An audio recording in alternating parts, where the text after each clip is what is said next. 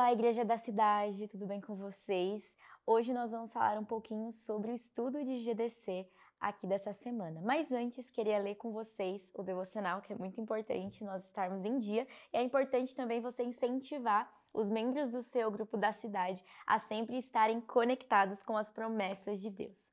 Dia 9 de junho, promessa de um lugar na casa.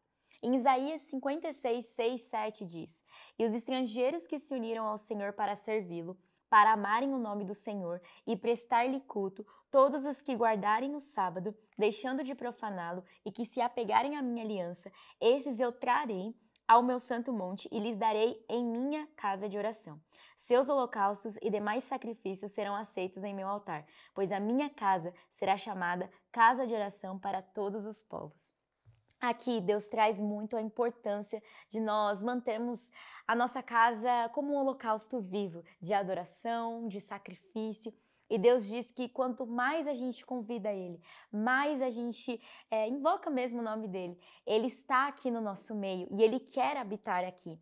Então é muito legal porque Deus diz que Ele tem uma promessa de que Ele vai ser presente na nossa casa, Ele vai ser presente aonde nós estamos. Então é importante que a gente constantemente faça essa entrega, esses sacrifícios e realmente prepare o ambiente para que Jesus entre. No final, ele diz que quando nós estamos fazendo uma oração de entrega, de renúncias e de sacrifício, por meio dessa oração, ele se fez acessível, ele se faz acessível a nós a qualquer momento. Deus está disposto a ouvir todos os nossos clamores, os seus agradecimentos e as suas confissões. O que você deseja conversar com Deus hoje? Jesus abriu a porta. Agora é só tomar a decisão de entrar. Então aqui traz muito sobre isso, que quando a gente prepara esse ambiente de sacrifícios, de adoração, ele fala: filho, o que você quer ouvir de mim? Filho, como que eu posso te ajudar? Como que eu posso estar aí do seu lado te ouvindo? E aí você pode falar, você pode se entregar, você pode desabafar e ter esse ambiente de adoração. Então convide mesmo os integrantes do seu grupo a criarem esse lugar de adoração dentro da casa deles e que o seu lar hospedeiro também seja um lugar de adoração e de honra, porque existe sim um lugar na casa de Deus e existe um lugar no qual Deus pode habitar. Então é isso o nosso devocional de hoje, depois você pode ler ele com mais profundidade, mas é mais ou menos isso que eu queria trazer para vocês. Então agora vamos começar a falar um pouquinho sobre o nosso estudo, que vai ser do dia 8 ao dia 14 de junho. Primeira carta de Paulo aos Coríntios, tema: o crescimento no reino. Para a gente ter uma introdução aqui, em 1 Coríntios 3, 6, 7 diz assim: Eu plantei, Apolo regou, mas é Deus quem dá o crescimento. De modo que nem o que planta, nem o que rega são alguma coisa, mas somente Deus que dá o crescimento. Paulo recorre a uma metáfora para ensinar aos cristãos de Corinto como se dá o crescimento espiritual. Ele nos compara a uma planta, plantada por alguns por meio da evangelização, regada pelo acompanhamento e cuidado de outros, mas que só cresce porque Deus é quem realiza essa obra. Quando eu era pequena, eu pensava muito a respeito do evangelho e de quando a gente trazia um tipo de ação de evangelismo na nossa igreja. E muitas vezes eu ia para as ações, eu falava e ninguém aceitava Jesus. E eu ficava frustrada. Mas depois, um dia, um líder meu disse que quando a gente prega o evangelho, a gente está plantando uma semente. E essa semente, ela vai sendo regada. Então, um dia eu falei de Jesus para uma pessoa. Ela não aceitou Jesus a princípio, mas depois ela ouve uma canção, ela vê alguém falando, as coisas vão mudando e isso vai crescendo. Então é isso que está falando, que assim, a gente no reino é unidade, porque a gente planta uma semente que talvez uma pessoa lá que a gente nem conhece vai plantar, que vai ser, de repente, ele vindo para casa, ele aceitando Jesus. Então fala muito sobre isso. Então, Apolo e Paulo aqui falam sobre a unidade, quando a gente realmente participa do plano de Deus em unidade, a gente vai falar muito sobre isso. Se o crescimento é realizado por Deus, que Paulo escreve em suas cartas, por que tem, as recomendações práticas? Ter o crescimento realizado por Deus não nos isenta da responsabilidade de sermos seus colaboradores no desenvolvimento da nossa vida cristã. Existem atitudes que podemos tomar que nos impulsionam ativamente para a vontade de Deus em nós. E existem outras que precisam evitar durante esse processo para que o inimigo não tenha lugar em nossas vidas. E aqui vem um outro lado da situação. Quando você já está vivendo o evangelho há muito tempo e você acha que você não precisa fazer mais nada, porque naturalmente Deus vai fazer o seu crescimento. Sim, naturalmente acontece esse crescimento, mas você precisa continuar investindo com as suas práticas, com a sua vida em santidade, com as suas renúncias, e isso vai fazer com que você cresça mais naturalmente na presença de Deus. Hoje vamos refletir sobre algumas coisas que precisamos evitar para que possamos crescer de forma saudável. Então, assim como uma semente precisa de água, precisa de calor, precisa ali da presença do sol, nós também precisamos de coisas para o nosso crescimento. Do contrário, existem coisas que nós não podemos deixar que sejam infiltradas na nossa vida. Por quê? Porque nós precisamos entender como Jesus quer que crescemos. O que a gente precisa colocar e o que a gente precisa renunciar na nossa vida cristã. Porque senão podemos estar crescendo sem fundamento, sem raízes. E isso é muito perigoso. Então vamos conversar um pouquinho de como a gente pode crescer de forma saudável. Então, para crescermos de forma saudável, precisamos, primeiro ponto, evitar discussões, brigas e intrigas. 1 Coríntios 3, 2, 3 diz assim: tive de alimentá-los com leite, e não com alimento sólido, pois não estavam aptos para recebê-lo. E ainda não estão, porque ainda são controlados por sua natureza humana. Têm ciúme um dos outros, discutem e brigam entre si. Acaso isso não mostra que são controlados por sua natureza humana e que vivem como uma pessoa do mundo? Esse texto, quando eu li, eu pensei muito a respeito da nossa vida, porque muitas vezes nós estamos querendo viver o que Deus tem para nós, queremos viver o extraordinário que Deus tem para nós, mas a gente tá como um bebê ali, querendo comer papinha, querendo tomar leite, querendo que as picuinhas, as discussões, as brigas sejam resolvidas com a nossa própria força do braço, fazendo fofoca.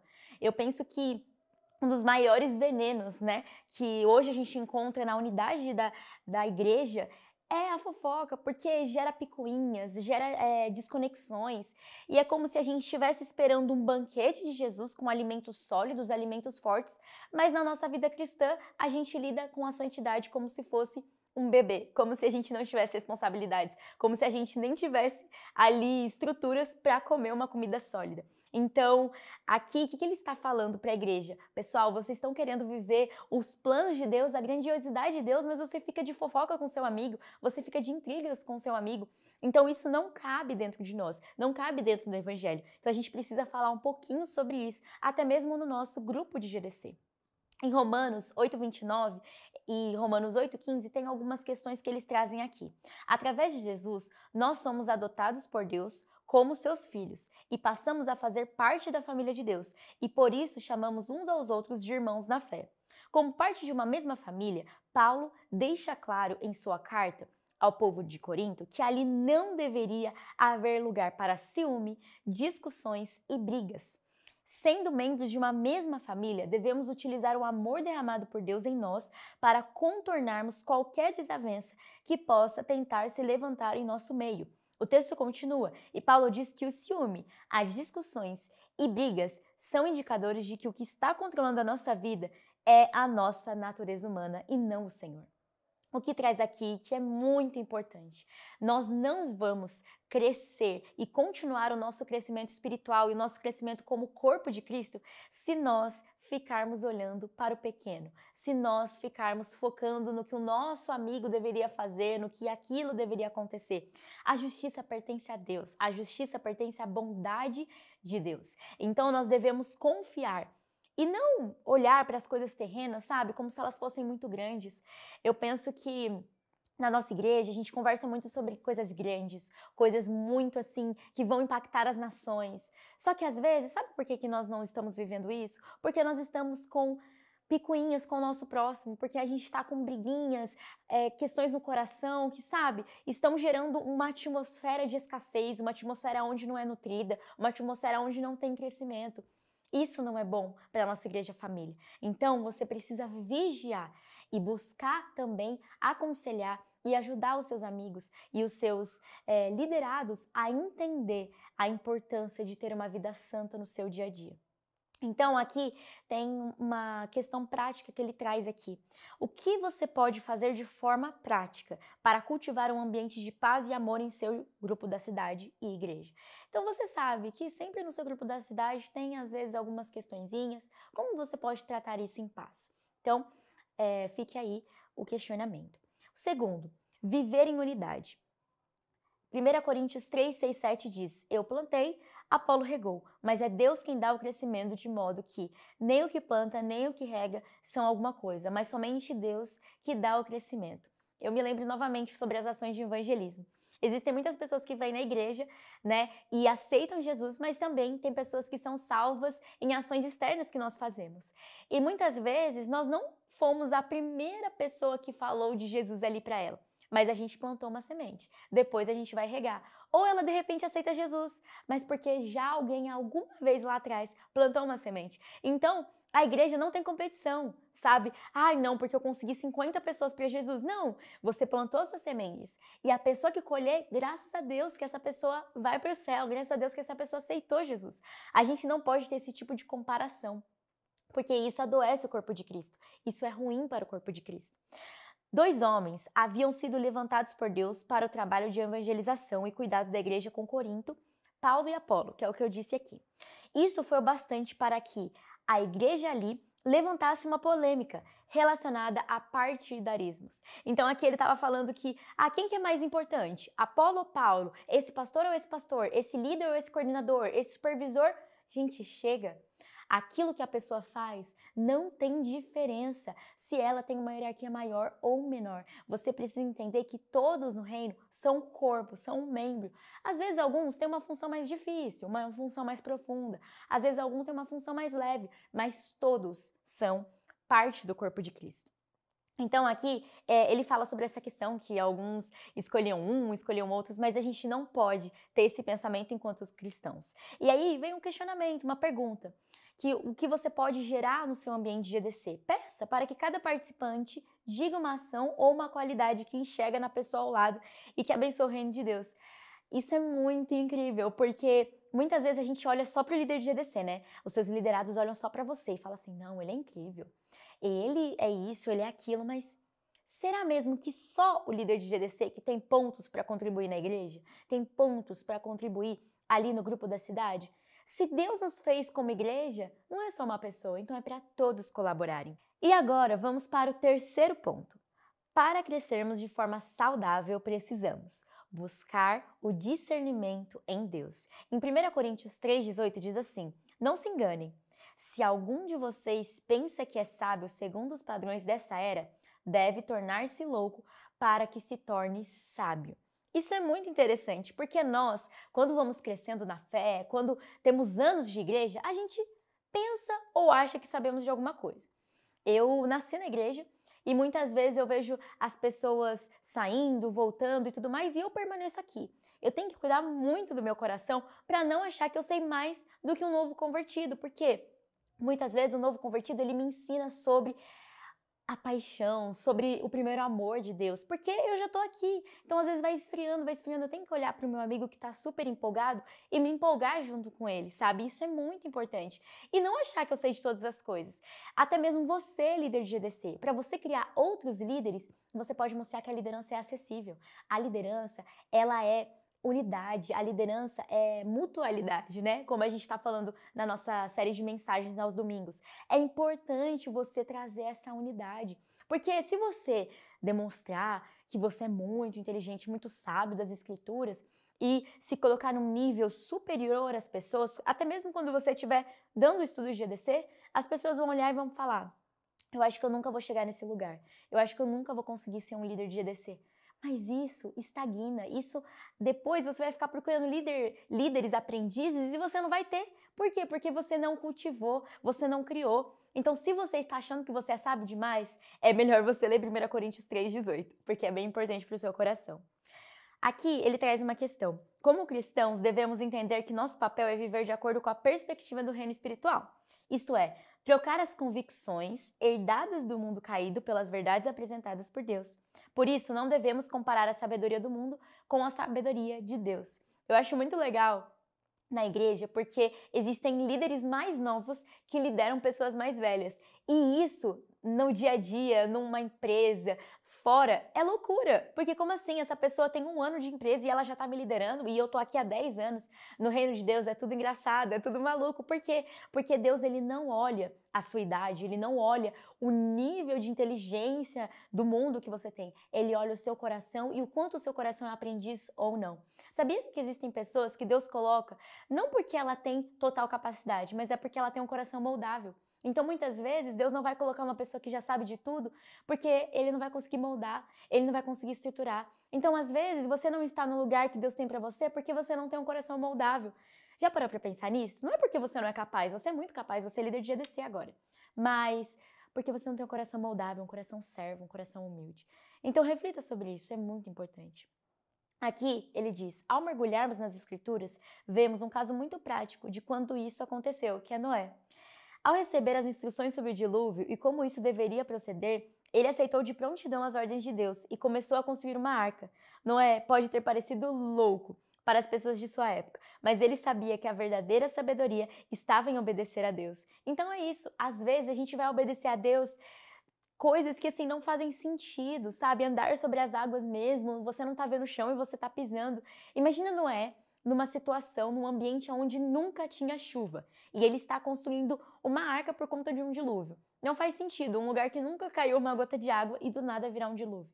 As pessoas olhavam para ele e com certeza zoavam, né? Tinha um desenho que eu assistia quando era criança, cristão, que mostrava um monte de pessoas rindo de Noé, caçoando de Noé. E depois essas pessoas, as mesmas que estavam caçoando, correndo atrás de Noé para tentar pular na arca. Por quê? Porque a sabedoria divina, ela não nos desaponta. Então pode ser que agora as pessoas estejam olhando, zombando de você, mas depois vai fazer sentido, porque Deus não envergonha os justos. Ele não envergonha os justos. E algo também trazendo para o meu dia a dia, quando eu estava no ensino médio, mais ou menos, eu tinha muito essa questão de evangelizar, de trazer essa conexão com os meus amigos. Mas era muito difícil, porque eu era zoada, eu não era convidada para ir nas coisas e tudo mais, e eu acabava ficando isolada, mas eu continuava a minha vida com Deus.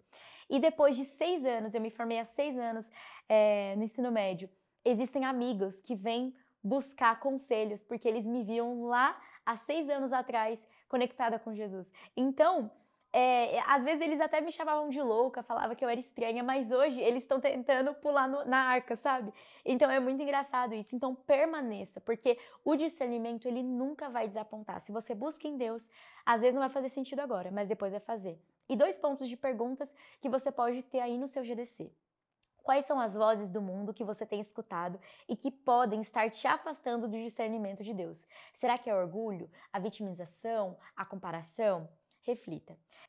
E para concluir, em 1 Coríntios 3, 11 e 13 diz assim: porque ninguém pode pôr outro alicerce além do que já está posto, que é Jesus Cristo. Se alguém constrói sobre esse alicerce usando ouro, prata, pedras preciosas, madeira, feno ou palha, a sua obra será mostrada, porque o dia a trará a luz. Ela será revelada pelo fogo, e o fogo provará a qualidade da obra de cada um. Então é muito legal, porque a gente está falando da semente, né? A semente vai crescendo, e depois vai ter a poda, vai ter o fogo, vai ter esse processo de amadurecimento. Todo o crescimento espiritual nos leva à maturidade, e sendo maduros, podemos realizar obras que serão provadas e aprovadas através do fogo. Deus quer que sejamos aprovados e por isso precisamos nos livrar de tudo aquilo que tem atrapalhado a nossa caminhada com Deus.